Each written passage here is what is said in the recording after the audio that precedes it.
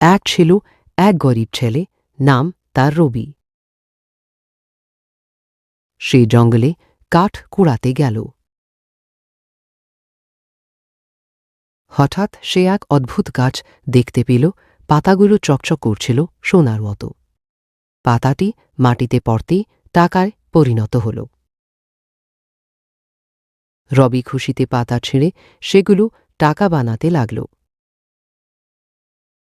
রবি ধনী হয়ে গেল, কিন্তু তার লোভ বেড়ে গেল। সে একদিন ঠিক করল পুরো গাছটাই কেটে নিয়ে যাবে। গাছটি পড়তে সব পাতা ও টাকা উধাও হয়ে গেল। রবি হতাশ হয়ে বুঝতে পারল লোভের জন্যই সব হারিয়েছে। সেদিন থেকে রবি শিখল অতিরিক্ত লোভ সর্বনাশের দিকে নিয়ে যায়।